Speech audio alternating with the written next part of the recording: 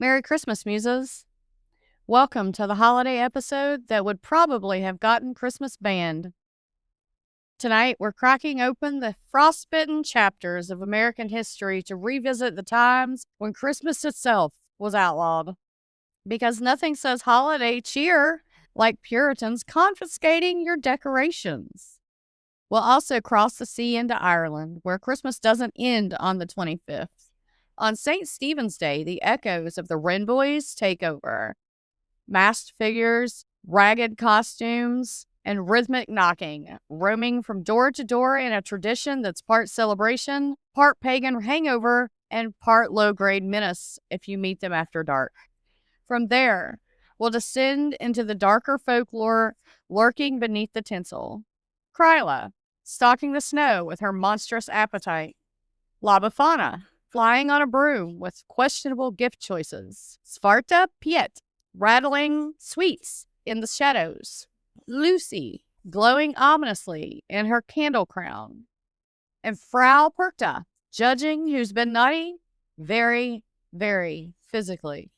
Woven into the merriment is a quieter, unsettling absence. The ongoing case of Ronald Dumas Jr., missing since December 15th, 2024. A reminder that not all holiday mysteries are folklore. And when things start to get a little too bleak, don't worry, we've got a couple of bonus segments designed to make you laugh. Possibly uncomfortably, maybe even maniacally. So light a candle, lock your doors, and enjoy this very wrong, but very festive journey to the darkest sides of Christmas. Let's go.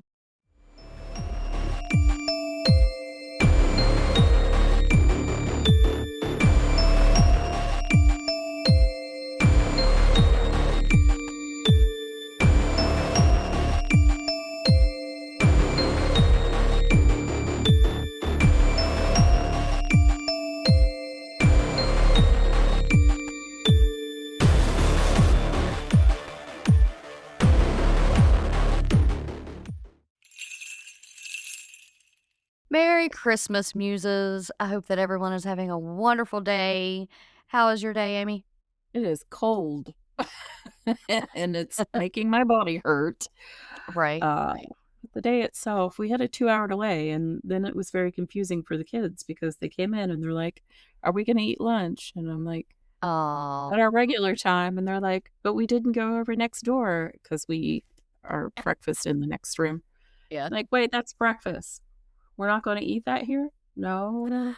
They get confused about lunch and dinner and when they're supposed to eat and where the eating happens, and it cracks me up. Yeah. They were stressed. I was like, I don't listen. understand. You're not going to feed us? Is that what you're saying? Right? And then we had to explain if we ate breakfast on a 2-hour delay, then you'd eat breakfast, come in our room, wash your hands again, and then you'd line back up for lunch. Right. Because we eat lunch at 10:55. Right. Well, on a 2-hour delay, they get there at 9:55. So, what is your forecast for this rest of the week over there? So I'm glad you asked. I just asked Jennifer that before we left. I was like, is any of the snow going to be left when it's Christmas? No. On Wednesday, it will be 49 with a low of 42. And on Thursday, it's going to be 64 with a low of 34. And it's going to rain in the afternoon, evening hours, it claims. So why I asked is because right now it's 55. There's that 61 tomorrow, 68 Thursday. Friday is 57. Saturday, 71. Sunday, 65. Monday, 63.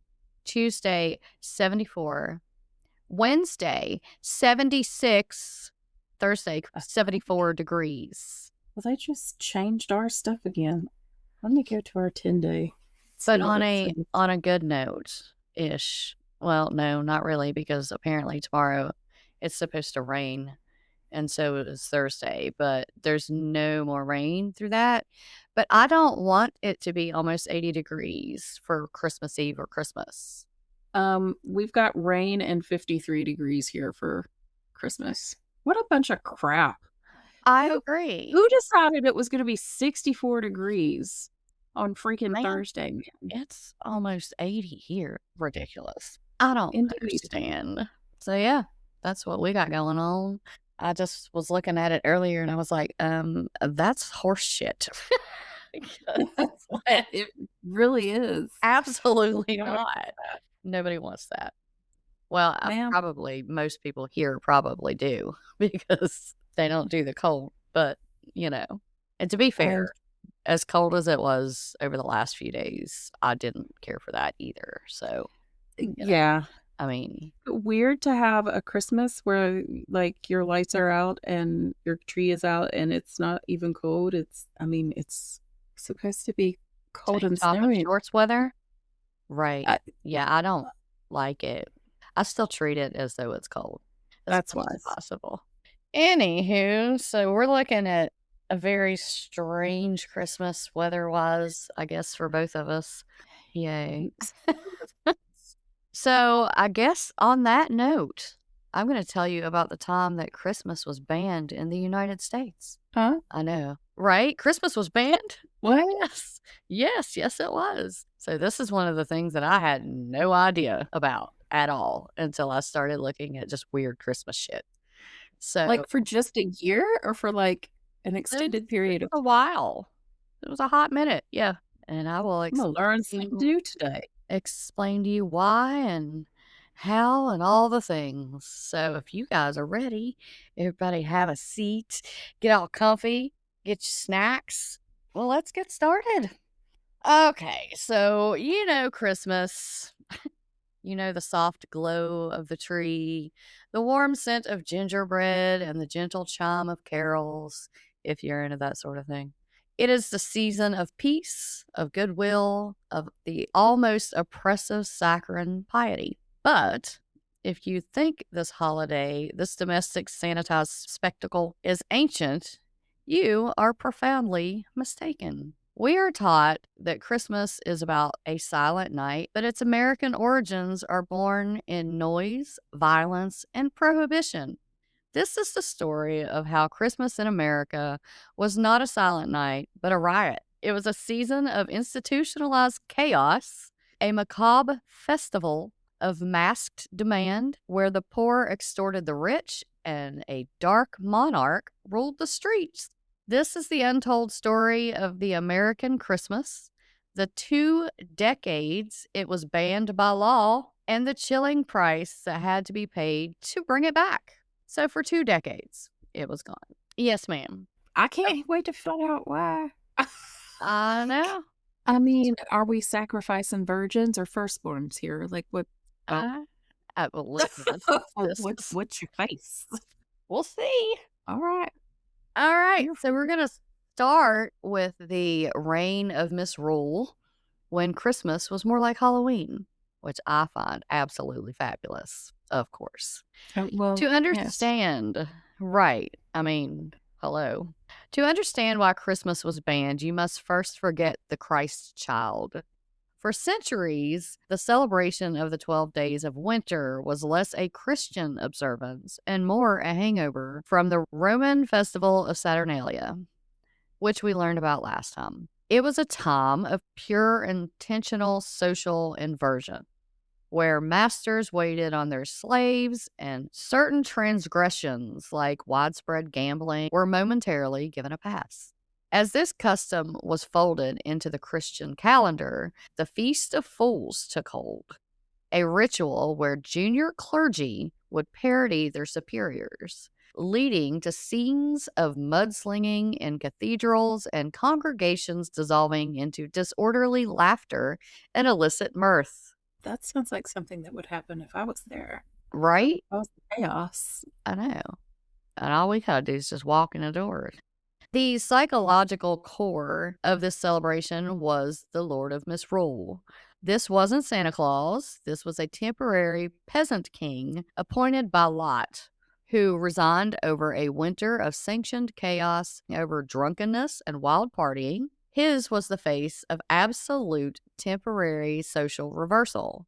If you saw him coming, it was not an invitation to cheer. It was a prelude to terror. The threat on your doorstep, which we've learned some about. It's a little different, though. The tradition sailed across the Atlantic and landed in the colonial streets of America, specifically in the form of wassailing and mumming. Picture colonial Boston or New York in the 1700s. It's the dead of winter. It is not quiet. Loose bands of men, costumed, masked, and often drunk, are moving from door to door. This is not a request for charity. This is coercion. The tradition began as reciprocity, a short play or song in exchange for food. But by the 18th century, it had curdled into institutionalized extortion. The revelers, masked for anonymity, would simply barge into homes demanding food, drinks, and gifts. So rather than demanding them on their porches, they were just busting in the door. The threat was palpable. Neighbors who refused their demands were subjected to being mocked and harassed. In the case of wassailing, if the householder refused to provide the good cheer, his house was often cursed and occasionally vandalized. The ritual exchange, backed by his menace, was a hostile, temporary redistribution of wealth. The lower classes extracted resources from their social betters under the cover of the holy day. The darkest expression of this was found in Boston, with a notorious rowdy gang known as the Antics. These mummers targeted the city's wealthiest families, inviting themselves in and demeaning themselves with great insolence.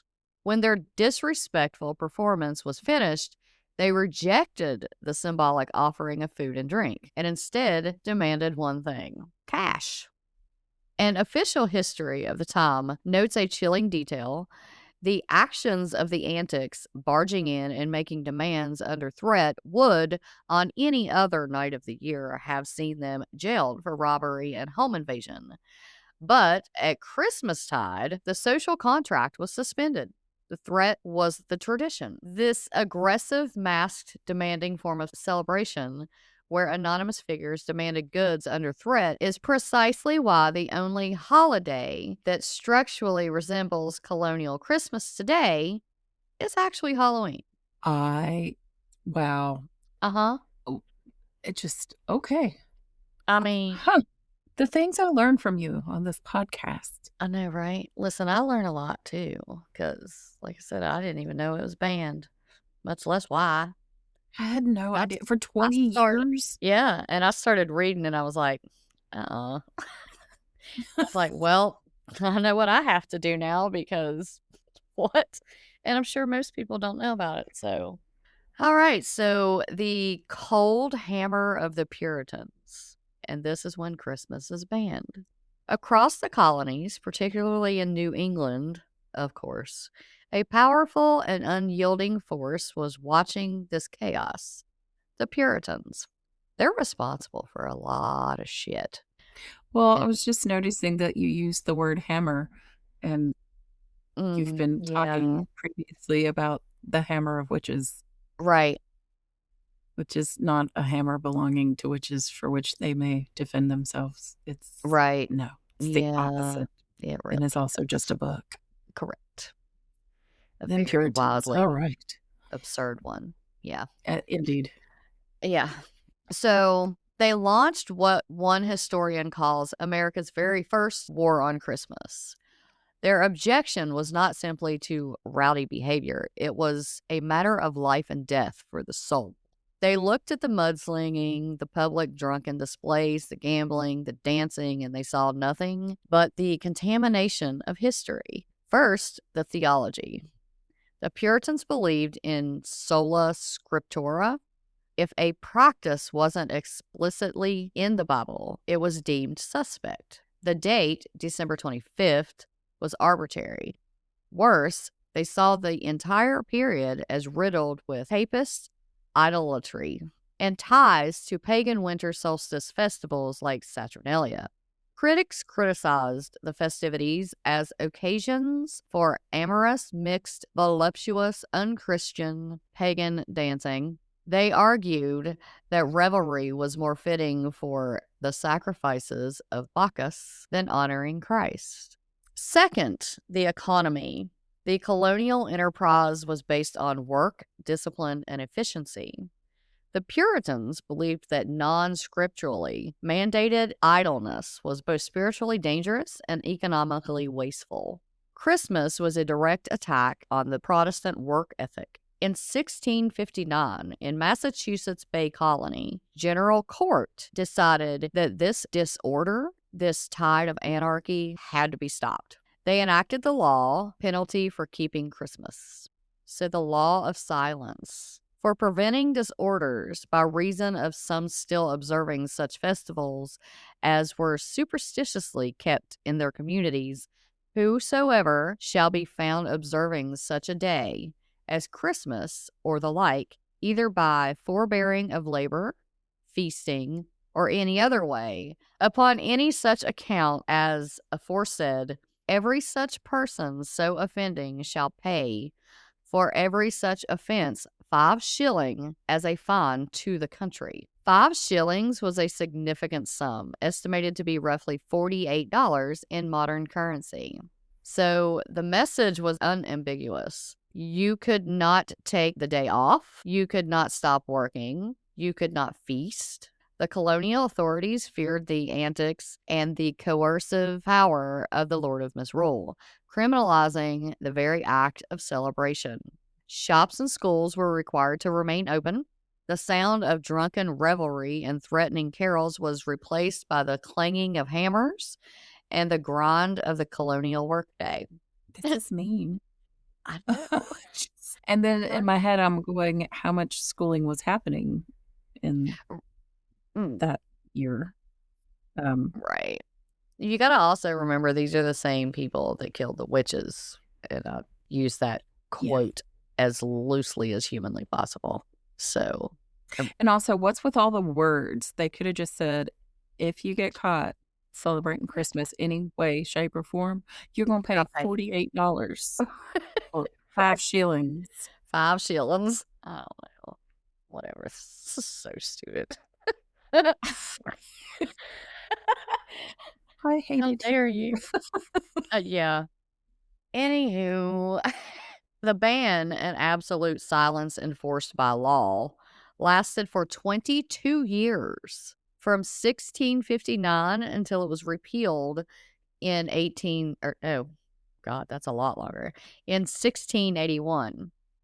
Even after the legal penalty was lifted, the cultural stigma was so profound that Christmas would not gain widespread public acceptance in New England for nearly another 2 centuries.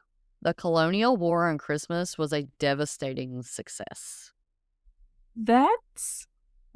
Okay. So it used to be like just chaos and disorder. Yeah. And that's the day that we chose to say was the day we're going to celebrate the birth of Jesus.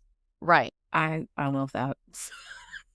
I mean, well, like if you tuned in last episode, everybody, we went through that with the Saturnalia thing. That is how they decided when we were celebrating Christmas for whichever reason that you do so. So, I mean, it makes sense that that's what it was when it came over here. You know what I mean? I have the feeling we got a very dumbed down, milder form of that. Yeah. That they had, other places across the Great Pond. But, yeah. I'm just now so thoroughly confused. Right.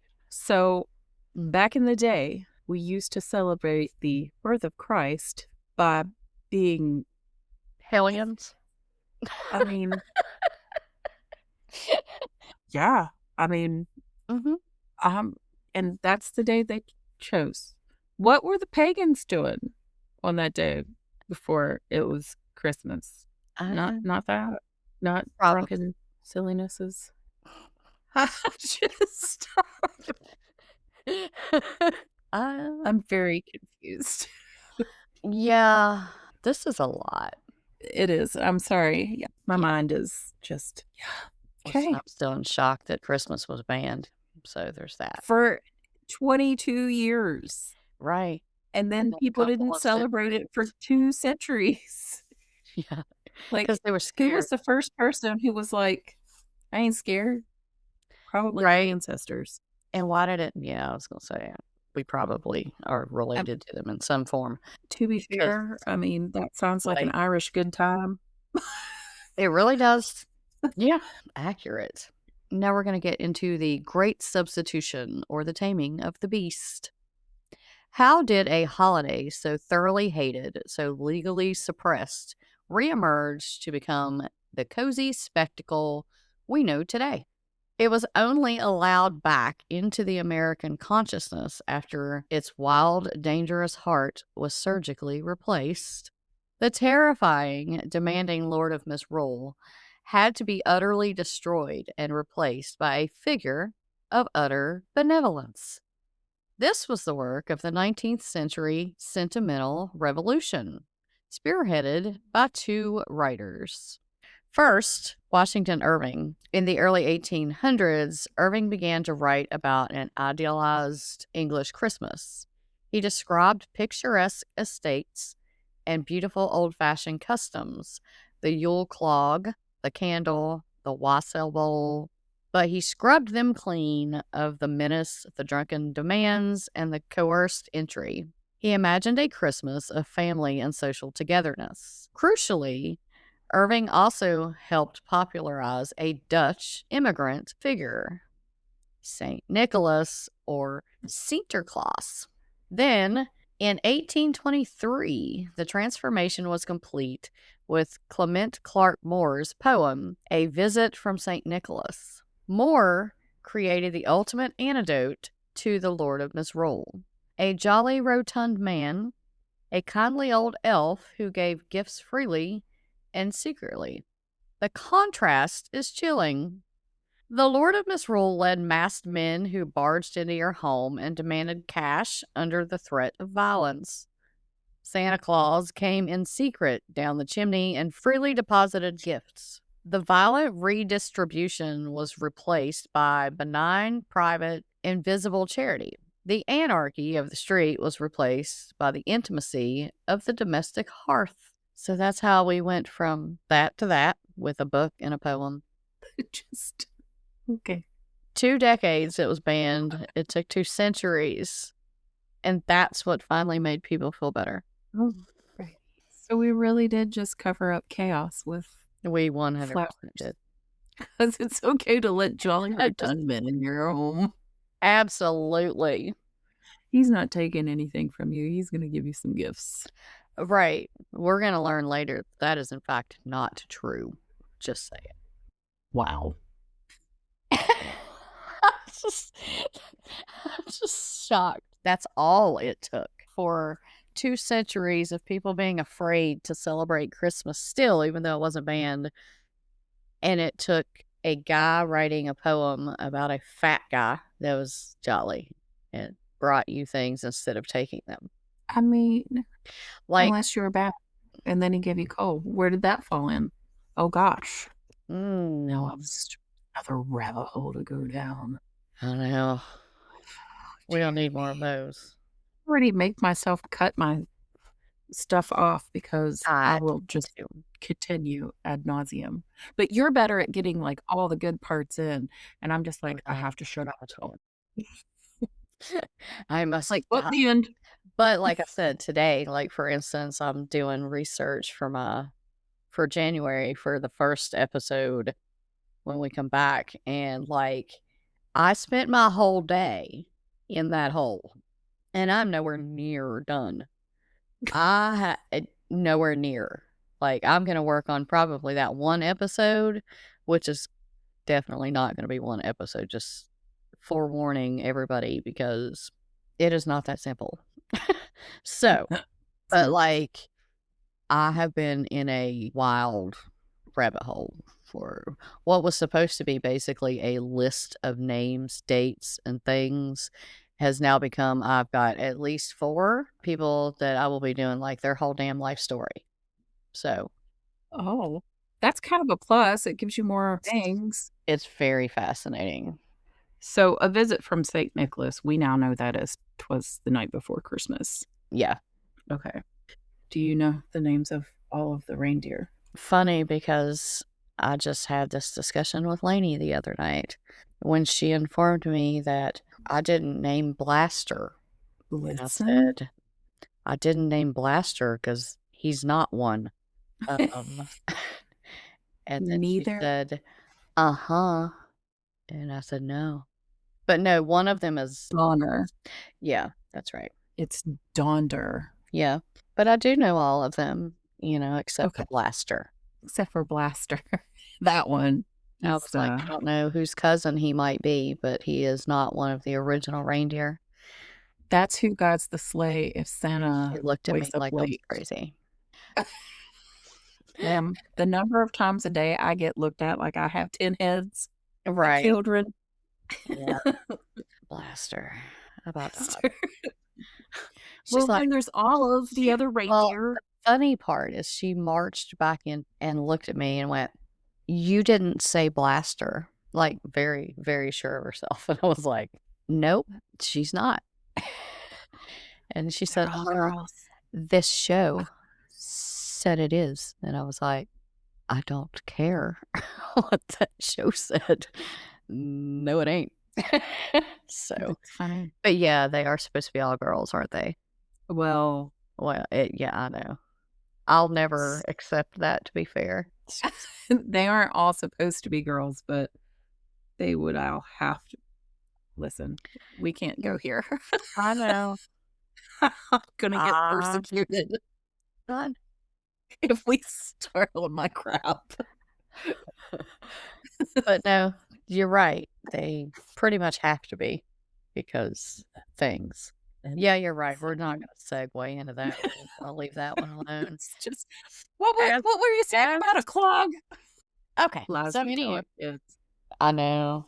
Not me. I didn't teach them that business. No, somebody else did. Well, I didn't teach that exactly. So back to this jolly guy. Yeah. Well, not really. Yeah. So the domestication of the dark. Somebody tried to put us in a cage. What the hell? Always. Sorry. Our whole lineage. Good times. Oh. All right. Shut up.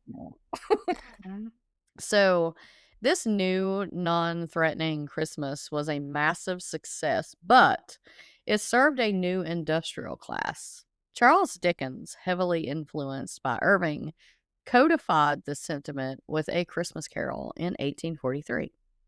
Dickens focused the holiday not on drunken feasts, but on moral reflection, compassion, and family joy. He moved the celebration indoors. The final pieces of domestication followed quickly. The German tradition of the decorated evergreen tree was popularized in America after a woodcut of Queen Victoria and Prince Albert with their tree circulated widely in 1850. The tree stood as a beautiful controlled spectacle, centered on the private family unit, further cementing the holiday as an indoor consumer activity. Interesting. So yeah, apparently the Christmas tree in the United States came from the Queen. Well, thank you, Queen. Yeah. But bringing it indoors, correct? Right. Everything is so confusing. I got nothing. I didn't know any of this shit. So things I thought I knew for 1,000. Same. Yeah. I was shocked enough to find out it was banned at all. And then it was like, upon learning why and how long and all that, I was just like, what? Are you kidding me? It was what now? All right. The wild, pagan, aggressive holiday of misrule was over.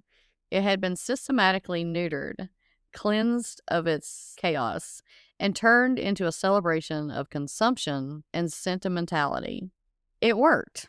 After nearly 175 years of cultural rejection in New England, Christmas was finally established as one of the original 4 federal holidays in the United States, signed into law by President Ulysses S. Grant in 1870. The only way America would accept Christmas was to strip it of its anarchy, rip out its dark, demanding heart, and replace it with a jolly, red-suited commercial lie. So, when you light that candle or hang that stocking, remember the terrifying predecessor, the ghost of the Lord of Misrule, who awaits just beyond the glow of your tamed domestic Christmas tree. There you have it, guys. That's the time Christmas got banned. Yeah. For 22 years. That became almost 2 centuries. Yeah. I mean, of fear of celebrating over it. 2 centuries. If they Something wanted crazy. people Like, to I just, celebrate it again, why didn't they have like a big production about it? Because I wasn't there to plan that for. I mean, to be fair, I'm not maybe that's planning anything, but definitely not. But maybe that's why people were afraid to. Maybe it was kind of a thing where they were like, this is a trick. right, Trying to set us up so that we can get fined. And I'm not celebrating shit because right, no thank you. It's 5 right. shillings. It's 5 shillings. So, you know, and I mean, to be fair, like, would you trust those people? I mean, no. No, I wouldn't. Absolutely not. So wild. And Yeah. the whole situation changed how we celebrated it all. Yeah. What a fun history lesson we had today. I agree. It was interesting when I started reading and I was like, that's it. That's the one. That's the Christmas episode. Because we almost didn't have Christmas. Right? We didn't fair. know that we're going to miss all the fun. Right? Excitement and stress. I mean, and chaos and disorder and all of that. Yeah. All right. So you're going to tell us about some stuff. well, a little bit of stuff. I started out, I wanted to just like talk about Christmas in Ireland and how the folklore creatures or whatever you would call them, Right. that they have there.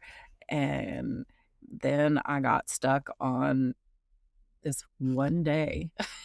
And I Right. was like, what? Why? Right.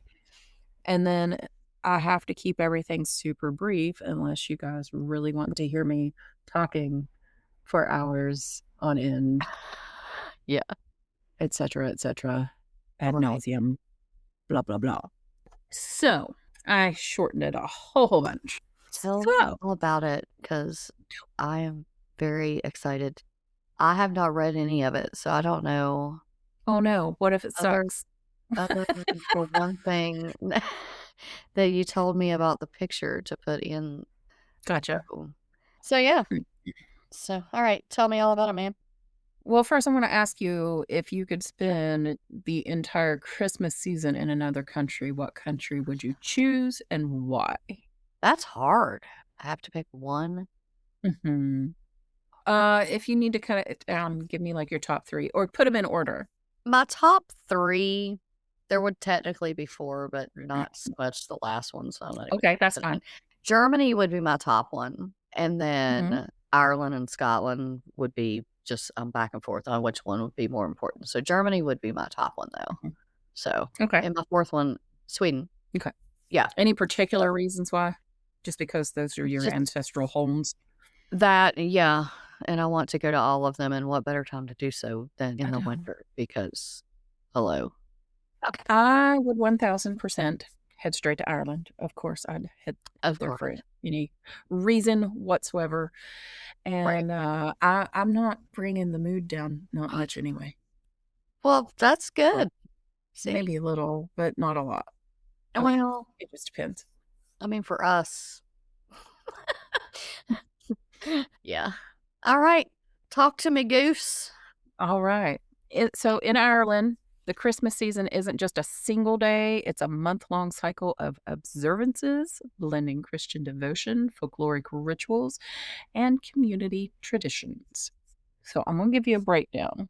The start of the season is December 8th, and there is an Irish word or phrase that I'm not going to try because I will tear it up. But this is traditionally the day that rural families travel to town for shopping. And I guess it used to be that they were actually they were the market. They brought their things down to sell, and now it seems that now they bring it down to shop, and probably maybe a little bit of both. But whatever that phrase is, means big Christmas market. And I did look these up, and I tried to say them, and I could not even make pronunciation keys that made many of them make sense. So I just chose to beg forgiveness. Okay. Let's see. So that starts December 8th. And then their next big day is Christmas Eve. And it's funny, you said that something about this earlier. They put a candle in the window, which is welcoming for Mary and Joseph, and they attend midnight mass. I read in another thing that the candle also was to keep unwanted visitors at bay.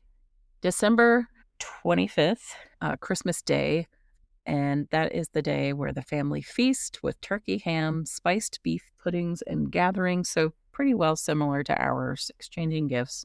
The next day, which is St. Stephen's Day, which is also called Wren Day, they have Wren Boy parades, horse racing, football matches, and we would probably call that soccer. And have you ever seen where they do the cold swims? They just, no thank you. Yeah, absolutely. Absolutely not. I think sometimes that's done on Christmas Day too. It just depends on. I think so. Yeah. December 26th is what I got stuck on. And I don't know. I needed to know, why is it called Wren Day and St. Stephen's Day? And then I had to, it was a whole mess. Also, December 26th is my brother's birthday, or was his birthday. Then it continues with January 1st, which is New Year's Day, and they do blessings for the year ahead, and they often have family and community gatherings just like we would. January 6th, Women's Christmas or Little Christmas. I looked that one up specifically to pronounce it, and now I don't trust myself, so I'm not going to say it. But anyway, women traditionally rested on this day while men took on household duties, which is lovely. It's celebrated with women gathering, so girls' day out kind of thing. It's a day of balance and honoring the roles within the household, and it marks the end of the season. Now, I don't know why there's only one day of doing this. I love this. I've never heard of that. Well, I hadn't really either. Unfortunately, that's not the day that I decided to get all about. Well, But again, how fun is that?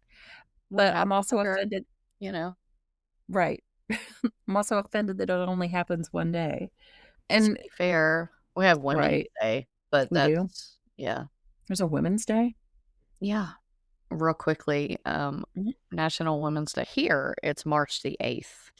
So let's talk about December 26th. Why is it both St. Stephen's Day and Wren Day? We've mentioned St. Stephen's Day before when we were talking about Good King Wenceslas. Yes. St. Stephen's Day is a formal Christian feast commemorating St. Stephen, the first Christian martyr, and it has been observed on the 26th of December in Western Christianity since the early medieval period. The feast is part of the established liturgical calendar and therefore has a long documentary history as St. Stephen's Day. The Wren Day customs came later. The biblical account in Acts 6 and 7 records that Stephen was seized and stoned for his preaching, making him the first Christian martyr. But it does not include any bird betrayal in the story. We'll get to that. The tale of the wren belongs to vernacular folklore rather than scripture. In popular Irish stories, the wren's song or movement gave away Stephen's hiding place to those seeking him, leading to his capture and execution. And here is where I'm not bringing it all the way down, just a little bit. There's already a little deadness. Like a smidge. Just a lot. So then I felt like I probably needed to explain that whole situation. So, in case you're unfamiliar with the story of Stephen and you don't have a Bible handy, I'm going to summarize it. You don't have a Bible? No, I don't actually. Okay. 10:4. I did read both chapters, but I had a little help, y'all. I can't make a long story short. I don't know how. Acts chapters 6 and 7 detail the church's early and internal growth and organization. So in 6, what happens is the dispute arises because the Greek-speaking Hellenistic widows are neglected in daily food distribution as compared to the Hebrew widows. And because the apostles are very busy with prayer and ministry, they asked the church meaning the people in attendance, to choose 7 men of good character, full of the Spirit and wisdom, to handle food distribution. So the people of the church select Stephen, Philip, Prochorus, Nicanor, Timon, Parmenas, and Nicholas. The apostles laid hands on them and prayed for the men. The word of God gets spread and the number of disciples increases. Stephen is kind of singled out because he performed great signs and wonders, facing opposition from members of the synagogue of free men because they couldn't argue with his wisdom. In chapter 7, he is seized, he's brought before the council, where false witnesses accuse him of blaspheming God, the temple, and Moses' law, claiming Jesus would destroy them. The high priest asks Stephen if the accusations are true. He responds with a long historical speech recounting God's faithfulness to Israel from Abraham to Joseph, Moses, the prophets, and the temple. He accuses the Jewish leaders and their ancestors of resisting the Holy Spirit and killing God's messengers, including Jesus, showing they were disobedient to the laws they claimed to uphold. They decide to stone him to death. And I don't know when he goes and runs and hides, or if he actually does, or that comes in later. And that's when they throw the wren into the story, because it is not in the Bible. Because I assume from reading the Bible that they seized him right then and there. Like, he didn't have time to run and hide. Like, who was he running and hiding from? He was already in the middle of his hearing or whatever this is. As he was being stoned, Stephen looked to heaven, saw Jesus at God's right hand, and prayed, "Lord, do not hold this sin against them," before dying. And then an important note about that is a young man named Saul was present at the stoning. Saul later becomes Paul, and I'm just going to stop there with all that because Paul/Saul is a whole other story, but seeing Stephen's martyrdom is really what shaped his future. So where does the wren fall in? Wren hunting day, I'm going to try this one, y'all, known as Laundrelin, I believe, in Irish, is an ancient pre-Christian Irish and Manx tradition. The wren is revered as the king of birds and is a symbol of cunning, sacrifice, and renewal. The wren was considered sacred in Celtic tradition, sometimes called the druid bird. Its small size yet powerful song made it a liminal creature. And if you remember from all of our other things that we've talked about, liminal creatures can pass between worlds, timelines, whatever. They are associated with wisdom and seasonal renewal. Folklore says the wren betrayed Saint Stephen by making noise and revealing his hiding place, linking the bird to the martyr's feast day. That story gave a Christian rationale for punishing or ritually hunting the wren. Traditionally, men and boys called Wren Boys hunted a wren on Christmas Day or St. Stephen's morning. The bird was displayed on a decorated pole or box adorned with holly, ivy, and ribbons. Groups. Yeah. And there we are. Now I know what that is because I've seen that. Yes. So now we know. We've gone back to the holly again, which was another thing I was going to talk about that I had found in relation to this. Right. I had to cut it out because I would talk about it ad nauseum. But now I want to throw it in. There was a little piece in there that said, and it was something about each point of the holly leaf, an angel stood on each leaf of the holly, and any prayer said it was something to do with holly would be answered. Oh. I hope I didn't mix up 2 different things I was looking up because I have a squirrel brain. I'll look up that by you. Okay, thanks. You're welcome. Thanks, then you come back with that information. Okay. Okay. Groups dressed in straw suits, masks, or motley clothing paraded through towns and villages singing the wren song and playing music. This becomes a little bit of a form of wassailing. They went door to door collecting donations, said to ensure prosperity for the coming year. In some regions, the wren was ceremonially buried after the procession. On the Isle of Men, a wren funeral was held with dancing around a wren pole. Now, you're going to love this. Here are some verses that you might hear the Wren Boys singing. The wren, the king of all birds, St. Stephen's Day was caught in the furs. Although he was little, his honor was great. Jump up, me lads, and give us a treat. As I was going to kill an all, I met a wren upon a wall. I up with me wattle and knocked him down and brought him into Carrick town. I can't find like a specific set of lyrics. I think it changes regionally. Right, probably, yeah. Droolin', droolin', where's your nest? 'Tis in the bush that I love best. 'Tis in the bush, the holly tree, where all the boys do follow me. Up with the kettle and down with the pan. Give us a penny to bury the wren. Okay, yeah, I like that. So, the angels on spikes for the holly. That was pretty much what you said. Okay. Says an angel stood on each spike of a holly leaf, creating a tiny army of heaven on every single branch. Anyway, Ireland definitely has its fair share of folklore tales and creatures. While there are some related to winter and the Christmas season, I have decided to hold off for another time any tales of Santi, the Dagda, Sukilis, or the Kalya. I have at least 365 days to research all that. But much to Bambi's dismay, I'll probably be waiting until the last second because I seem to thrive on chaos. That Anyway, you do. I did so good. I turned in my homework with on time and everything. All right, well, we got to listen to you struggle for a second there. Ma'am, I skipped most of mine. Anyway, I'm going to tell you about the last of my holiday characters. Wintertime, solstice, pagan, Christmas, guys. The Christmas characters before Christmas characters. That sounds like a great movie. I know. So have you locked the doors, everybody? You should, because these are something else. Well, if you lock the door, are they just going to come in through your chimney? Probably, yeah. Okay. It's fine. It's fine. So last time we spoke of the punishers who roam the dark, but the night is vast and the shadows of the solstice are crowded.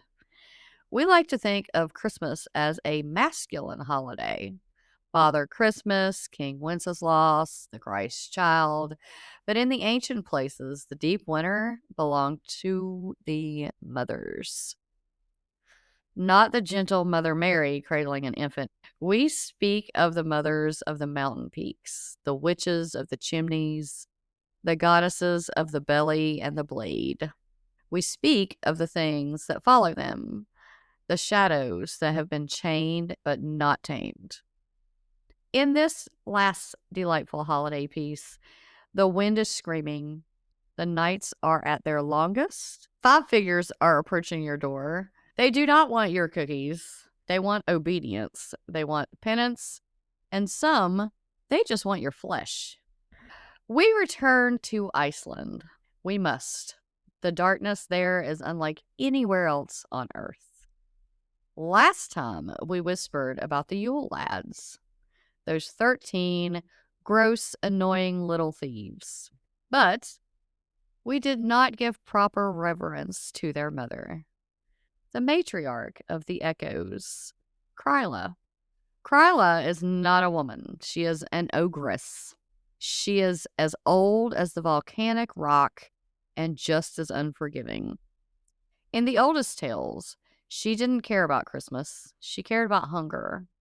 Imagine a creature 3 times the height of a man. Her skin is like rough basalt covered in moss. She has hooves like a goat, and from her backside sprouts 15 tails. And on every tail, 100 sacks are knotted. Why so many sacks? That was my question, because that's a lot of sacks. We've already asked this question. We still don't know. More baggage than any one female needs ever in her life. I agree. Yeah. Ogre or not. Either way. Well, it's to carry the catch. Grýla possesses an ear that can hear a needle drop in a haystack 3 valleys away. During the long winter, she sits in her cave in the lava fields listening. She isn't listening for carols. She is listening for the whine of a complaining child, the stomp of a rebellious foot. When she hears it, she descends. She does not come down the chimney. She tears the roof off. I mean, dang girl.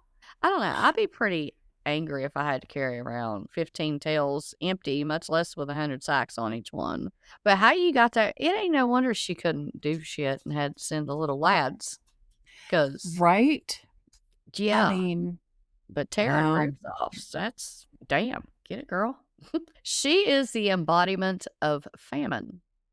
In the harsh Icelandic winters of the past, if you were the burden, if you were naughty, you weren't just annoying, you were a threat to the family's survival. Grýla is the solution to that threat. She snatches the children, stuffs them into her sacks, dozens at a time, screaming and writhing, and hauls them up the mountain. She does not keep them as slaves. There are no workshops. There is only a cauldron, a pot the size of a swimming pool. She boils them alive to make stew that sustains her through the whole winter. And she is not alone. Beside her walks the Yule cat, the outlawed-because, a beast larger than a bull. It eats anyone who has not received new clothes for Christmas, a punishment for the poor, for those who did not work the wool fast enough. Grýla reminds us that the mountain is indifferent to your innocence.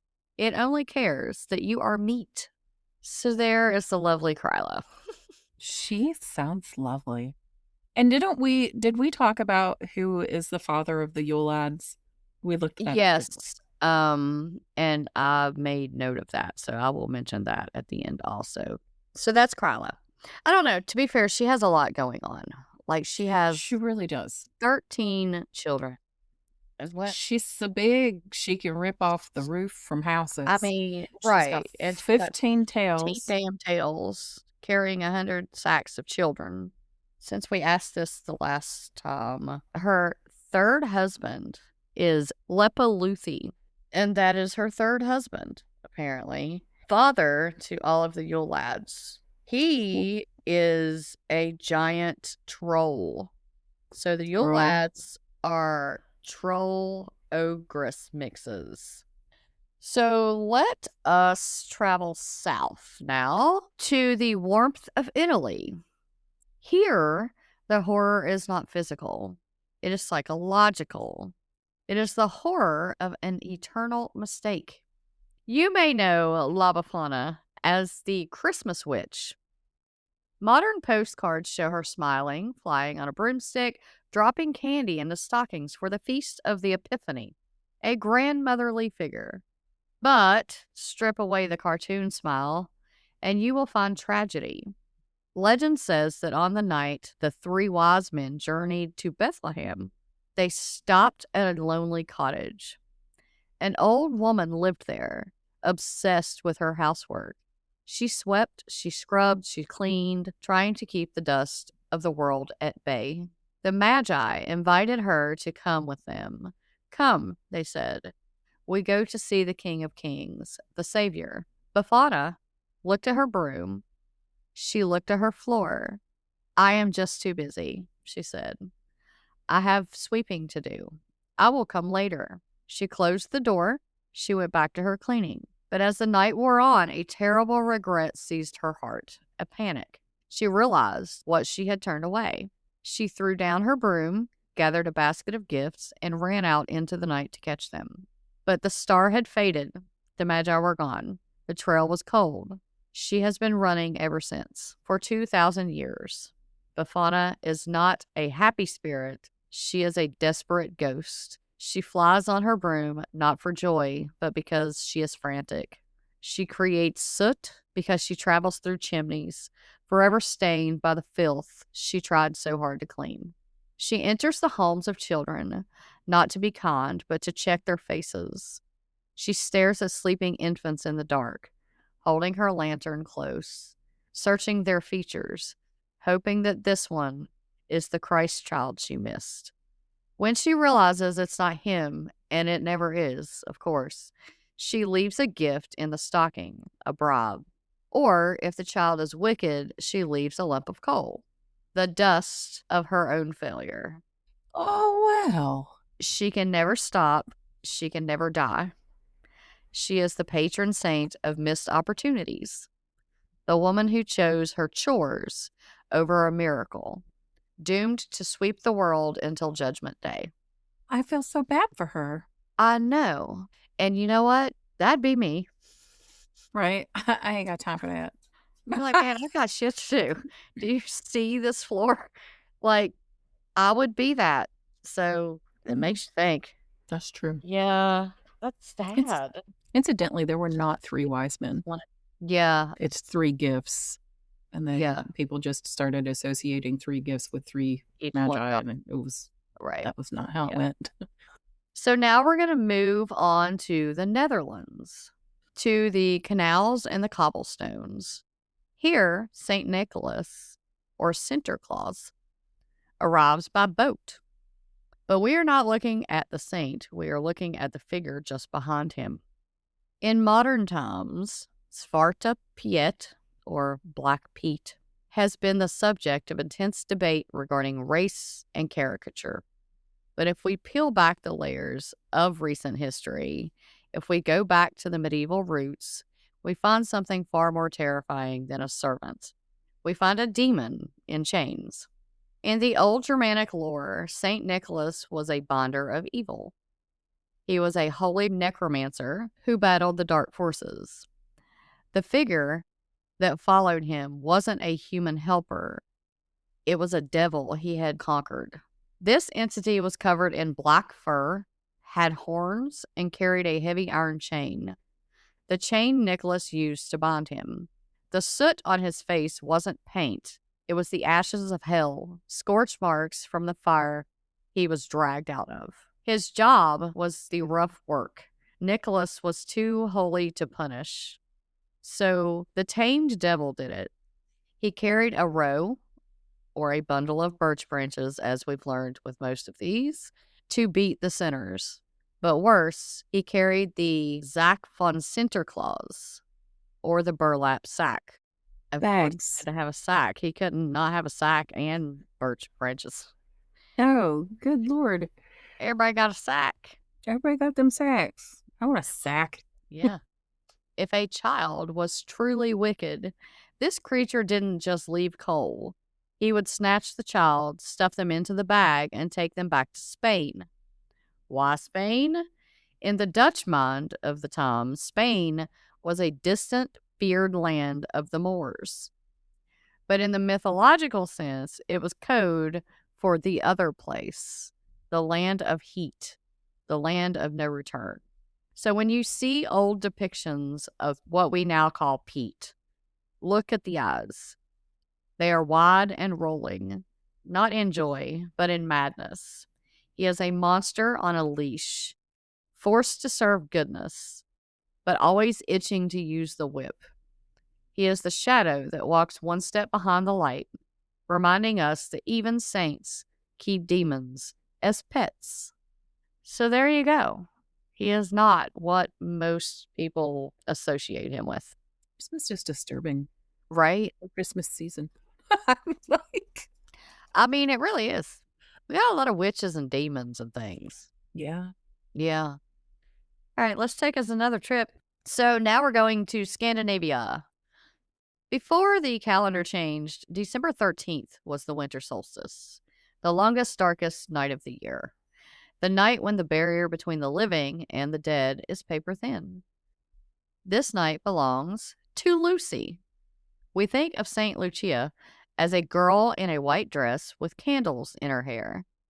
But Lussi is her ancient pagan shadow. Lussi, Long Night, she is not human. She is a female demon, a giantess of the dark air, and she does not come alone. On the night of December 13th, the sky tears open. The Lussi Ferda begins. The Lussi Ride. a chaotic spectral hunt across the heavens. She leads a procession of trolls, goblins, and the restless spirits of the damned, galloping over the rooftops. Lussi is the inspector of work. She hates laziness. If you haven't finished your threshing, your spinning, or your brewing by the 13th, she will know.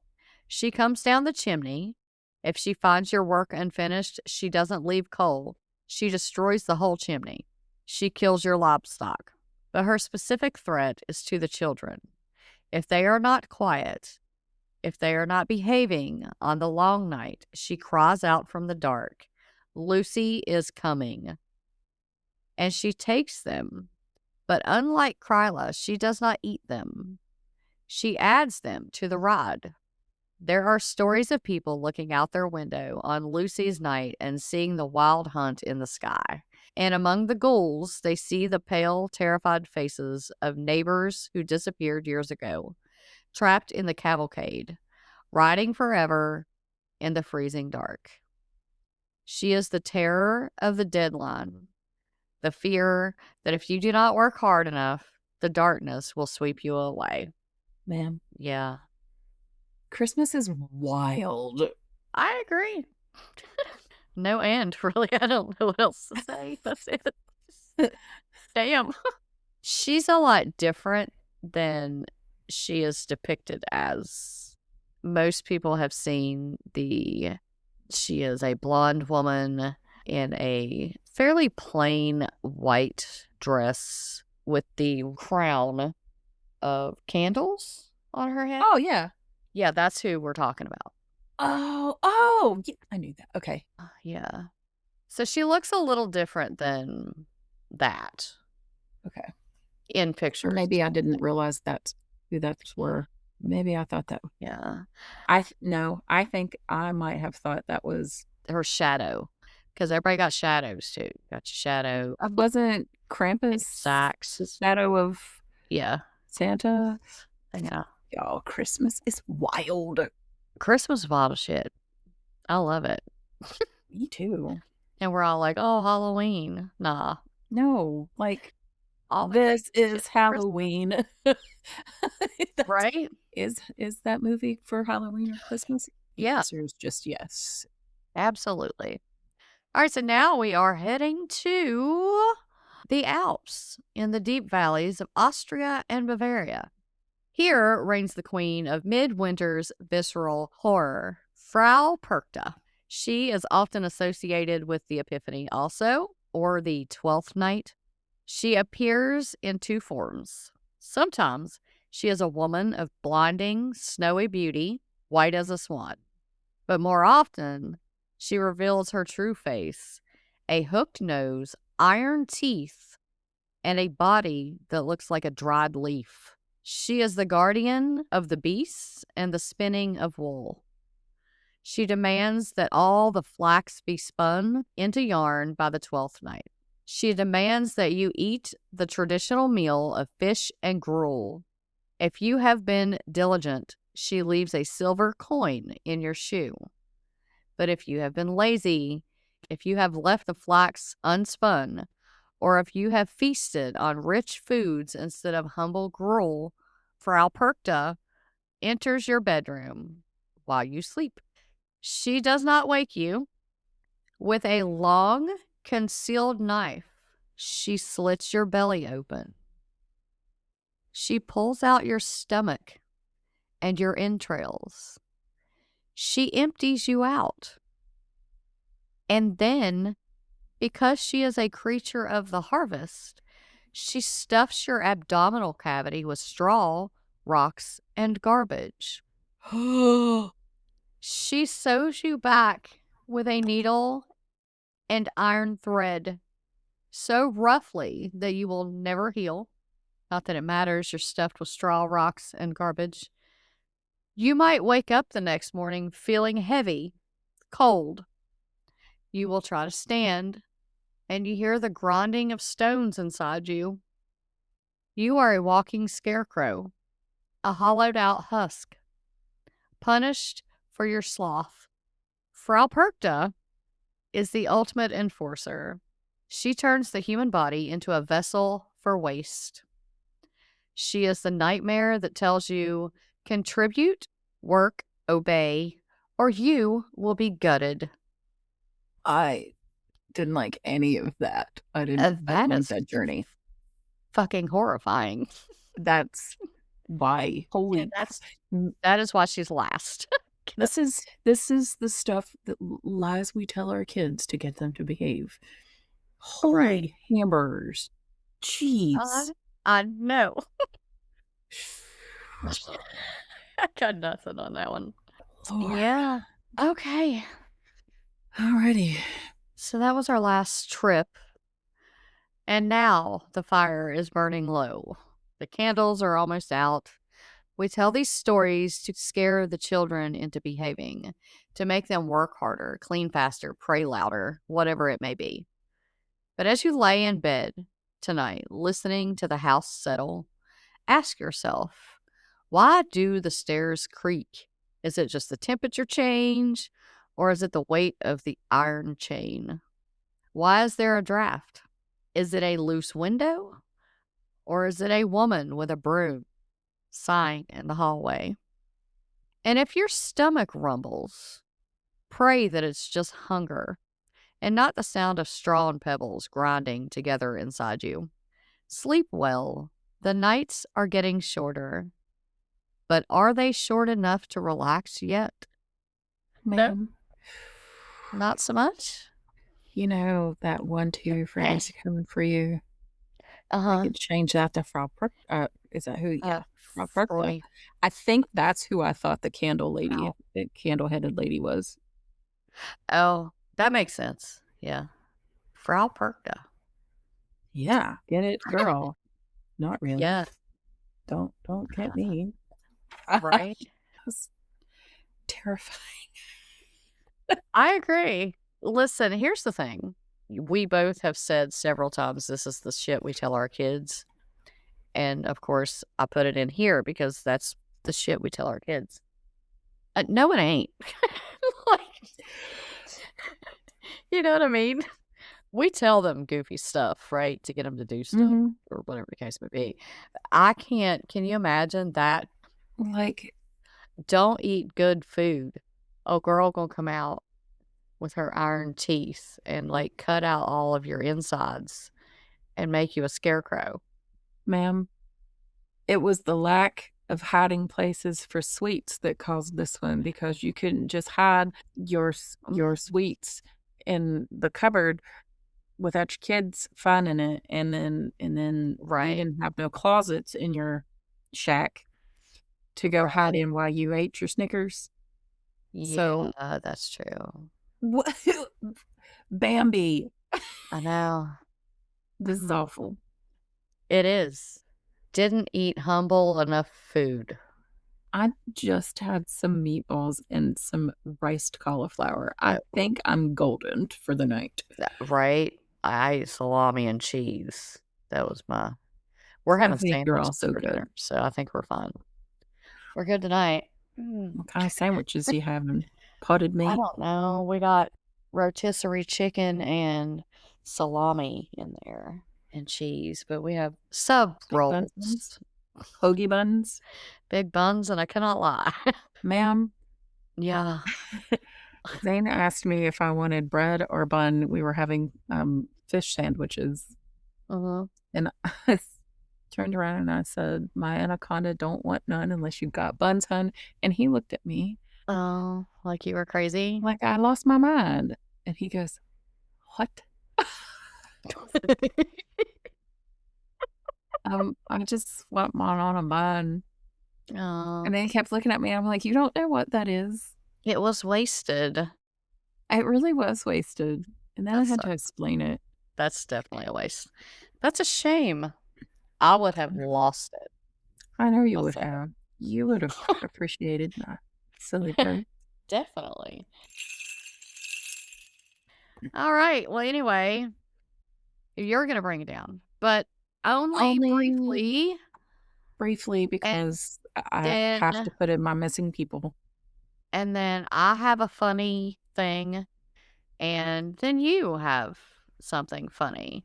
So I'm going to let you be Debbie Downer for just a minute, and then when For we come just a back, brief moment. and then when we come back, we're going to be funny for once. For today's missing moment, I'm going to talk to you about Ronald Dumas Jr. On the night of December 15th, 2024, so just about a year ago, around 8 p.m., Ronald dropped off his oldest son at the Huntsville, Alabama home of Shakaria Samples, the child's mother. Samples spoke to Dumas on the phone around 10 p.m. to thank him for buying clothes for their son. In a People article, Samples is quoted as saying, "I could hear people in his background, and I could tell that he wasn't at home, so I kind of just let him know we'll catch up later." There were no indications during the call that he was in distress or planning to disappear. Shortly after the phone call, Ronald was captured on security cameras entering a liquor store on University Drive in Huntsville just before 10:30 p.m. He was seen leaving the store with two women. Ronald Leslie Dumas Jr. was never seen or heard from again. Ronald was known to stay in close contact with his family. When he failed to check in, return calls or messages after December 15th, they grew alarmed. On December 16th, 2024, the Tennessee Highway Patrol found his car abandoned on Interstate 40. This discovery intensified family concerns. His family reported him missing on December 17th, 2024. Ronald was officially added to the Alabama Law Enforcement Agency's missing person list. Volunteers organized searches in West Tennessee, hoping to find clues. His family offered a reward of $10,000 for information leading to Ronald's recovery. Let's jump to February 7th of this year, 2025. Huntsville police announced the case is now an abduction investigation. Investigators revealed they had obtained critical evidence proving Ronald was taken against his will. The specific nature of that evidence has never been publicly disclosed in media reports. Law enforcement has consistently declined to reveal what this evidence is, citing the ongoing investigation. Warrants were issued for 5 individuals regarding his abduction. Quintarius White, 32, of Memphis, Tennessee; Kiera Clark, 27, of Memphis, Tennessee; Tori McLaurin, 33, of Memphis, Tennessee; Sabrina Rochelle Chambers, 27, of Huntsville, Alabama; and Carissa Cash, 33, of Memphis, Tennessee. Chambers was identified as one of the women in the surveillance footage at the liquor store. Clark was linked to the second woman in the video, but they never confirmed if it was her, just that she was linked to that woman. On April 8th of 2025, Quintarius White and Kiera Clark were arrested in Memphis, Tennessee by U.S. Marshals and Memphis police. White was charged with first-degree kidnapping. Clark was charged with conspiracy to commit kidnapping. The other 3 suspects, McLaurin, Chambers, and Cash, are still wanted for first-degree kidnapping. During the court hearings in August of 2025, testimony suggested that Ronald may have been tortured after his disappearance. But this was presented as part of legal proceedings, not as the critical evidence itself. So we still have no idea what that critical evidence was.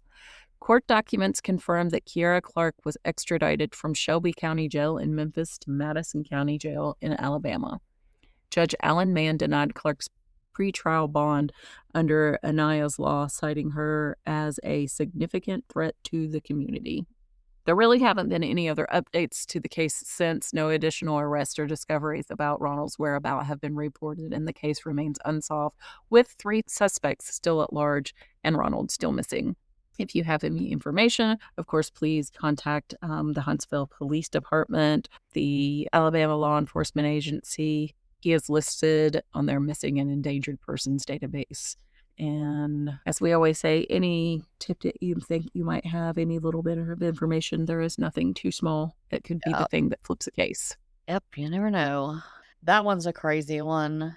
So she's the only one that was caught. 2 were caught, 3 suspects are still at large. Well, I said that because I was looking at a news thing, and I guess it was after her arrest. So there's 3 still at large. You would think with 2 of them being caught that somebody would be singing, but alas. These things make me mad, and you know this. Yeah. It's enough to know that he was probably tortured. Won't you just tell us where he's at? Well, yeah, and that's what I was going to say. I mean, they know or have gathered at least enough information and evidence to at least somewhat conclude that he was tortured and all of that. So why are you still keeping your mouth shut? Right. That's the stuff that irritates me, which, we've discussed that with the whole death penalty and all that stuff. Yes. So, well, and that's that's recent, right? That was like, what, last year? That was just last year. Yeah.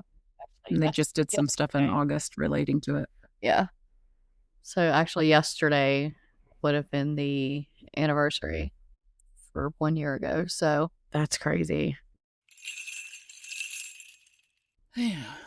Let's get to the happy things, though. Yeah, I agree.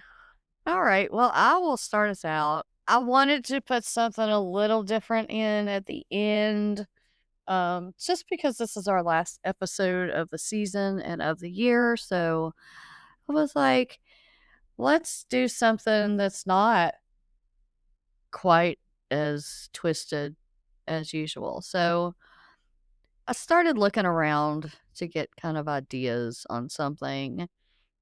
And I thought, I wonder what kind of stupid headlines that I can find for Christmas.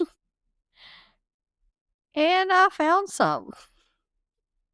Oh my gosh, this is going to be great. There, This has got to be as much fun as it was looking for Santa suit shenanigans. yeah, that's kind of what made me look at it just to see what there was, but other things.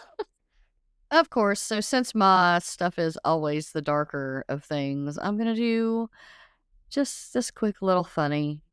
Probably don't get used to it. Because Oh no. it's me. I don't know. We'll see what next year brings. So I'm going to start out with on Christmas Eve in 2019, it was reported that David Wayne Oliver robbed a Colorado bank only to throw all of the stolen cash into the air while exclaiming, "Merry Christmas," to all of those who happened to be passing by at the opportune moment. The 65-year-old was later arrested with not a whole lot of cash, by the way, at a nearby Starbucks. He gave it all away. Man, that was my opportunity for a sugar-free daddy. I know. So then we're going to go on. And if you'll remember earlier, I said something about, you said something about Santa, coming down the chimney to bring you gifts. And I said, not all of them do. Mm-hmm. And that is because a man nicknamed the Santa Claus burglar was stuck in a chimney for 6 hours while trying to escape the scene of a burglary. Seattle firefighters pulled the naked, yes, naked, for unclear reasons, man from the chimney after a neighbor reported someone screaming for help. The man claimed his friend, who presumably was also on the roof with him, tossed his backpack into the chimney and he was trying to retrieve it. Apparently, his clothes also burned up somewhere in the mix. And he was charged with residential burglary and got a 17-month jail sentence. So, Ma'am. No. Those things did not happen. naked What? Santa. Naked. And I have Santa. pictures for all of these, just so you're aware. And it's him on the roof with a little towel around him. Stop it. Surrounded by police. I can't even wait. It's glorious. So next up, we have a woman boasted to her neighbors that she had the best Christmas tree in the world. That, quote, Christmas tree was actually a giant marijuana plant. Yes. Police in Chile. I have pictures of the tree. Police in Chile found 21 cannabis plants, 29 bags of other drugs, and 2 shotguns in the woman's house. Apparently, the authorities had been investigating her for a month but didn't actually expect to find a marijuana plant being used as a Christmas tree. It was decorated with a star and all. Wow. It, quite frankly, was beautiful. I can't wait to see the pictures of that. You have pictures of that? I did get pictures of that also. Yeah. That is lovely. Every single one of my headlines. How funny. I know. I love it. I think that would be a beautiful Christmas tree. I mean, it was a beautiful Christmas tree. Oh, cannabis. Oh, I mean, her and Stoner Santa should hang out. All right, so next up we have this guy. A man high on bath salts broke into a house in Ohio and started to decorate. An 11-year-old boy found the man decorating and playing with his toys when he called his mother, who was at the neighbor's house. The man reportedly lit candles and hung a wreath on the garage door while watching TV. He was arrested and charged with burglary, which is weird because he didn't steal anything. Burgle. He just decorated their tree and played with the kids' toys.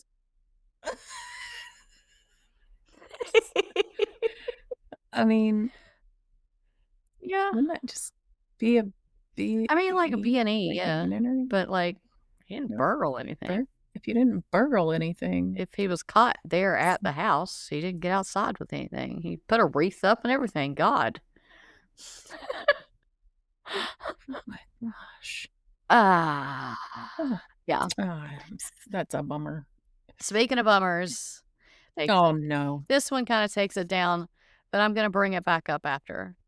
So, in December 2014, a nativity donkey was squashed by an obese man who climbed into its pen in Spain. Like a real? Yeah. The 5-month-old animal, called Platero, was not meant to be ridden, but was part of the Christmas scene in the town of Lucina, Andalusia. However, according to a complaint by animal welfare groups, a 23-stone man, which is about 330 pounds, climbed on the donkey's back to pose for a picture that has caused outrage on social media. 2 days after the incident on December 10th, locals noticed the small animal could barely stand. It died the next morning after vets said they could not heal its injuries. And we do have a quote from the complainant. Quote, "The man climbed the fence and pushed Platero around until he could proudly pose galloping with almost 330 pounds of weight on his fragile little body, fatally injuring him," said the complainant, and police are still investigating. So I don't have an update for that. It appears that it was recent, like this year. I'm not 100% sure. Oh, I do have a picture of the fat man on the tiny donkey also, because that was his whole purpose, was to get a picture. So this one's not really going to bring it up too awful much, but nothing died. So that's better. It's kind of funny. Kind of. A man was charged with DUI and 18 counts of kidnapping and assaulting an officer after he was arrested during a South Carolina Christmas parade. He was driving a float full of children and adults from a local dance studio while drunk. At one point during the parade, he pulled out to pass the truck in front of him and sped down Main Street for 3 miles, running a red light in the process. Yeah, have a picture of him too. He passed some traffic in the parade. He was in the parade. He was in the parade. He decided they was going too slow. Right. And said, I'm out of here. Whip out of here and pass him. What? Right. During the parade, and went 3 miles. He's lucky no one was hurt. Thankfully, it wouldn't have been at all remotely even chuckle-worthy had anybody been hurt. But no one was. But it's the passing of the vehicle in front of it for me. I was just like, I mean, where were you in your head where you were like, God, just go? Jeez. I'm going around him as soon as I Like, can. how did no one notice he Like, was drunk? right? See, that was my question. And because especially like generally speaking, when people are driving floats with children on them, especially with children on them, somebody knows that guy. You know what I mean? Yeah. It's like somebody's dad or Mm-hmm. something. Who didn't nobody questioned that at all. How long was this parade also? Right? Because if Well, already apparently 3 in miles. said right, if he was already in said parade and had time to get annoyed and pass the vehicle in front of it, or at least try to. Oh, yeah, he pulled out to pass the truck in front of him. He didn't say, it doesn't say specifically if he did, but whatever. And went for 3 miles speeding, running red lights and such. So I have questions on that one. I do too. So I am going If to you get an update, let me know. I will definitely look more into that one. That's about the only one that I really didn't get a full, like, real good story. He did go to jail, though. I can tell you that. I mean, 18 counts of kidnapping. No doubt. And assaulting an officer. I couldn't find exactly, I didn't look too far into it, but I didn't find anything about him getting into a altercation either. So I'll look into that. But now for my favorite. This Oh boy. is the best thing that I have probably read as far as a headline, maybe ever. So, Okay. a South Carolina woman who didn't get her beer fix on Christmas morning apparently lost her patience and stabbed her husband. Not just stabbed her husband, but with a ceramic squirrel back in 2013. How have I never heard of this? The 44-year-old woman, Helen Williams, was later charged with domestic violence of a high and aggravated nature, of course. According to jail records and a TV news report, Williams attacked her 41-year-old husband when he returned home without beer, at which point she grabbed a ceramic squirrel and hit him over the head and then stabbed him in the shoulder and chest with a squirrel. A squirrel. A squirrel. Now, granted, obviously he didn't die, but the stories he must tell. Do you think he still has the squirrel? I have pictures of suppose the I'd keep squirrel it. Oh. and the lady. Well, I don't know. The woman. I'm not going to call her a lady. That's just, that's very unladylike. Squirrel. Squirrel. Just, that's all. A ceramic squirrel, too. So Surprised it didn't break. Me too. That was my thought initially because ceramic's pretty fragile. Like, did she make the ceramic squirrel or was this a mass-produced ceramic squirrel? I have so many questions. Me too. Yeah. So there you go. Stabbed him with a squirrel. That was my favorite. Well, that and the tree. I don't know, the big pot tree. That's pretty fun. Do you think he enjoys the phrase, oh, hold on, I squirreled? Does he ever, like, oh, squirrel? Probably. I would think not.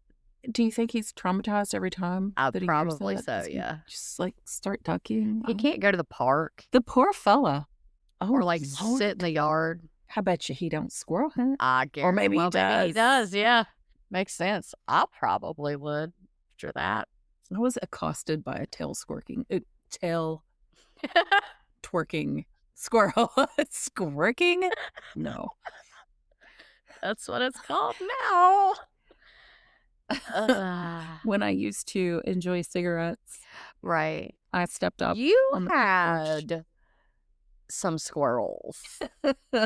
Those guys, one of them, I have pictures and think that I still have them in my Facebook somewhere or something. But some of those suckers look like they be working out.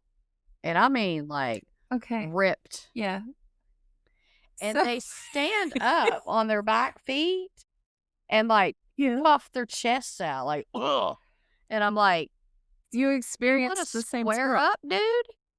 He does. And he's over in the corner. Like, he's way away from me. I'm sitting outside. I'm just, like, chilling. And I'm looking. And he'll stand up and, like, turn towards you and just, like, ugh. Like, wow. He got on the porch while you were on there? No, he was on the out in the yard, like over on the other side of where the burn pit was. Okay. So it's got to be the same squirrel. Oh, it has to be. I walked out on the back deck. I was going to have me a little siggy sig. And I'm like kind of watching the squirrel bounce around the trees and chittering to himself. And he chased off a smaller squirrel and I can imagine. Whoops around and we make eye contact. Yeah. And he's like doing squirrely things and chittering at me and like yelling. Like he had been like in full twerk mode. Like I cannot express what he was doing. Like it reminded me of when he was trying to balance Chip and Dale to a dance. I guess. Do you remember the old Chip and Dale cartoons? Yes. And he reminded me of those two. Then I know that's a chipmunk and not a squirrel. It doesn't matter. And then he would just turn around and get offended. Yeah. And I was like, my dude, because you weren't matching his energy in here. Was it that? Yeah. Or it was because I was outside and he was busted? It could be that. I don't know. I just know that like he wanted to square up with me. I had a whole conversation on Facebook with somebody about the squirrel and the fact that like I know what I was doing. Should I need like a small army of critters basically to defend myself in any way? Mm-hmm. Because I could find a few more of that guy. I'd have been golden. Because he looked like a squirrel version of a fucking kangaroo. You know what I mean? Like, he's like, what? Yeah. What, bro? Sup? What you doing? We staring at. You want some? And I'm like, not really. Like, same squirrel. I'm sitting on the other side of the porch. And he's all the way out in the yard, which you know the distance of that. He was a long way off, guys. Right. It wasn't, he was nowhere near me. And I was like nervous. I was like, is he going to come over here? Like, he might. So I took pictures of him. He might. And every time I snapped a picture, he just turned his little head at me like, yeah, keep taking pictures. Give me one more. Puffing up. So I wonder he didn't run over and grab your cigarette. I know. I think you'd have probably just been like, here, my man. No, he could have had them all. I'd have probably quit at that point. Smoke it.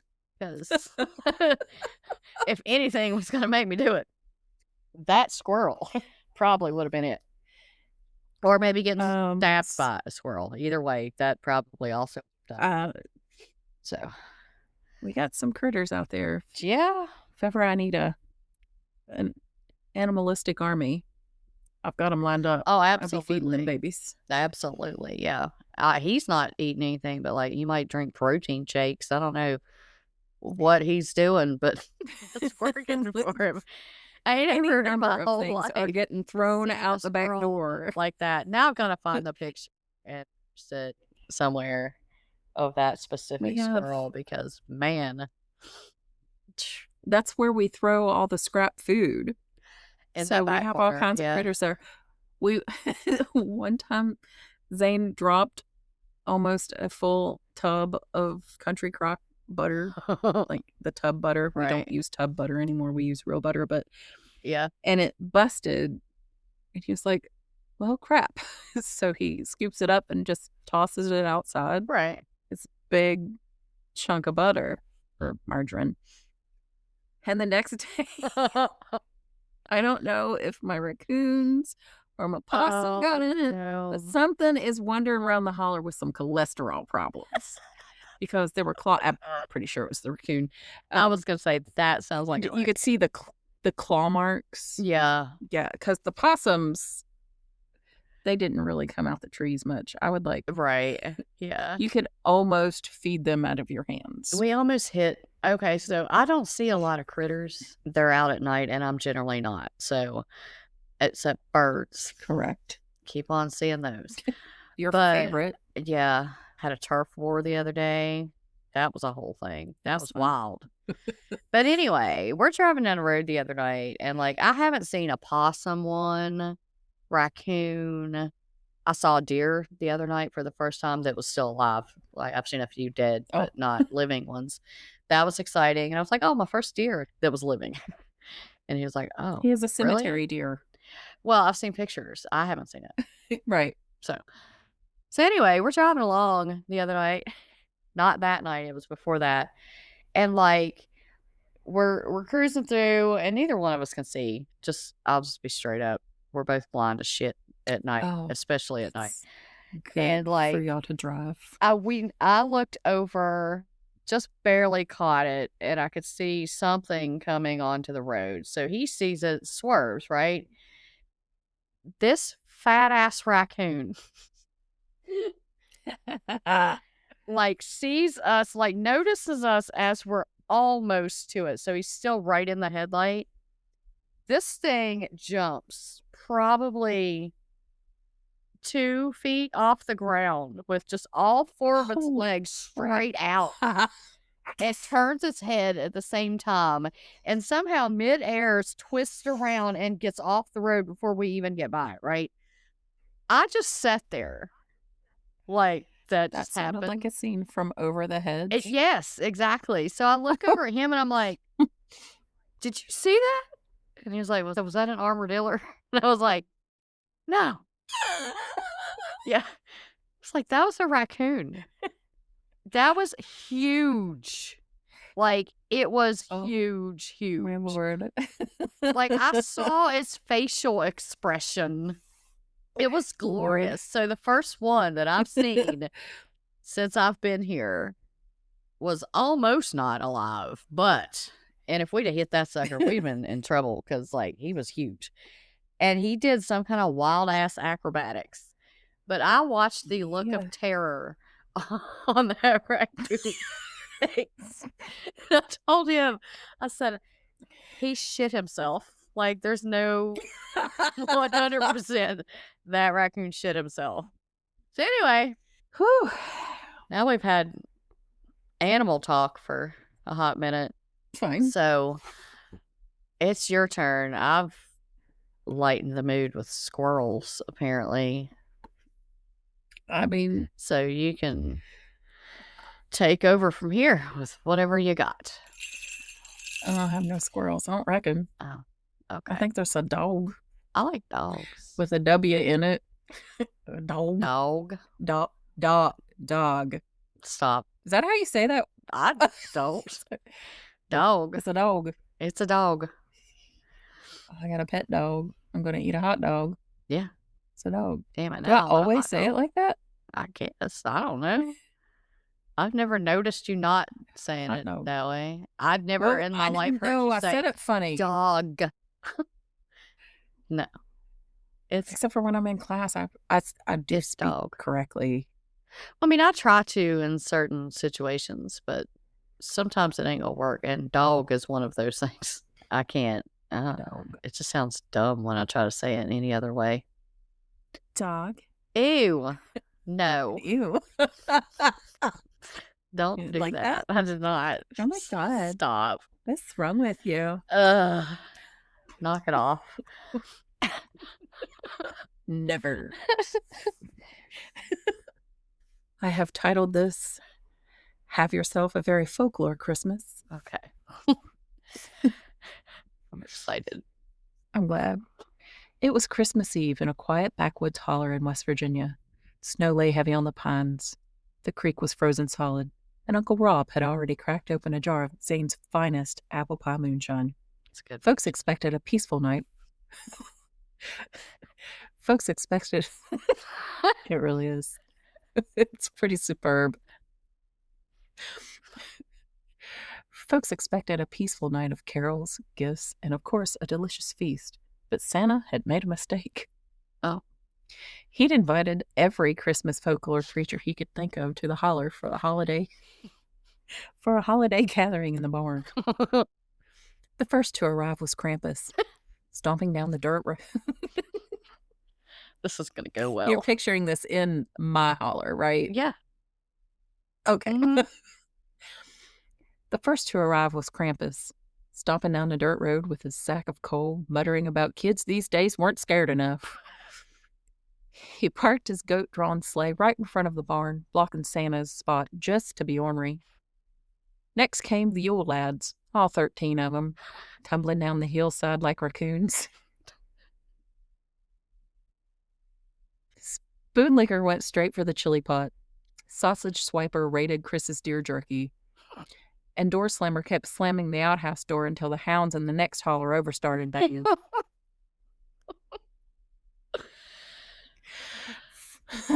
Frau Perchta floated in, glaring at the porch. She threatened to stuff stockings with straw if the place wasn't swept clean. Mary Lloyd demanded a rap battle before she'd enter the barn. Clint, the local git fiddle player, tried his best, but lost when Mary rhymed moonshine with out of line. La Befana showed up late, broom in hand, saying she'd gotten lost on the back roads. She handed out biscotti, which Krampus ducked straight into a mason jar of moonshine. The Yule Cat prowled around, sniffing everyone's flannel shirts. Everyone without new clothes got swatted. And the Yule lads had to borrow Santa's socks to avoid being eaten. How many socks is Santa wearing? Right? I don't know. In my head, they just kept passing around a sock or two. Probably, yeah. Chaos broke out quickly. Krampus challenged the Yule Cat to a wrestling match in the mud. Oh. But the cat won by sitting on him. The Yule lads formed a bluegrass band called 13 Days of Chaos. That's perfect. 10 out of 10 would go to that. 1,000% would, yes. And played a screechy version of Country Roads that made Toby howl along. Perfect.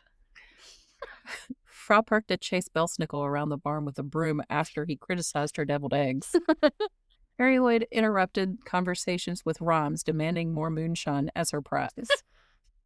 Finally, Santa climbed onto a hay bale and shouted, "Enough! If you don't settle down, I'll cancel Christmas." Everyone froze, even Krampus. After a moment, the holler's Tomte set aside a bowl of porridge, raised his hand, and suggested they exchange gifts instead of fighting. So they did. Krampus handed out coal wrapped in duct tape. Of course. The Yule Cat gave sweaters it had clawed only slightly. La Befana offered biscotti. Of course. Mary Lloyd gave rhymes. Frau Perchta handed out chore lists. And the Yule lads gave chaos as usual. Somehow it worked. The night ended with laughter, broken mason jars, and Santa muttering, "Never again." And what is the moral of this fine tale, you may ask? Just this. If you invite every Christmas folklore creature you can think of to a West Virginia holler, expect chaos, rhymes, and maybe a mud wrestling match. But don't forget the moonshine. You'll need it. Yeah. And since he's not really a dark character related to Christmas, and Bambi didn't cover the Tomte, I just wanted to give y'all a little information about him since he made an appearance in my story. A Tomte, or I think it's Nice, depending if you're Swedish or Norwegian Danish, respectively, is a mischievous gnome. They are said to be a solitary guardian spirit of a homestead, farm, and animals. At Christmas, they are said to demand respect and a bowl of porridge in exchange for protection. Their appearance is described as an elderly bearded man, small in stature, wearing old gray or blue clothes and a distinctive red cap. And if you haven't figured it out already, this fella is why we now have garden gnomes. Yeah. You might also remember an adventure cartoon from 1985 called The World of David the Gnome. I forgot about that. Yeah, that's what he was. Oh, that's glorious. The character David would be a cartoon version of the Tomte, and you might remember the mascot for Travelocity is the roaming gnome. Yes. Yeah. And that's also a fun depiction of the Tomte. Yep. Did you enjoy my story? I did. Thanks. That was fun. Of course. That was fun. Thanks. And, I had fun and writing. accurate with all of the things, really. Well, all of the persons and the if things. we were to put the people equivalent to any of those, that's exactly how that all would go. So. Yes. And that, Muses, concludes our Christmas festivities. Our very first season of Macabre Musings. Our 2025. What a ride. Thank you so much for hanging out with us on this journey. We hope that 2026 will be just as full of even more unhinged shenanigans. I have a lot started already for the coming months and some changes to be made. And I'm excited to see what season 2 and the new year brings. I hope that you and your friends and family and loved ones all have the most amazing Christmas, Yule, or whatever it is you celebrate in this dark and cold season. In the meantime, while we're on break or any other time, we would still love to interact with you on our Facebook and our YouTube. And also, if you've got your own macabre musings, tales, questions, or lore you're dying to hear, find us on Facebook or drop us a line at Macabre.Musings.Podcast at gmail.com. Also, if while we're on break, you have any ideas or suggestions that you would like us to try out in the new year, just let us know. Thanks for listening. Happy solstice, happy Yule, Buenos midwinter. Enjoy your hibernal solstice. All the things. All those things. Merry Christmas, Happy New Year. Oh, yeah. Join us. Speaking of Happy New Year. Yes. Join us next year. Please. As we dive into more dark, creepy lore, yes. And maybe tumble down a rabbit hole or two. Until next time, keep your lanterns low, your curiosities high, and your holiday table full of tales. Happy Christmas to all. And to all, a good fright.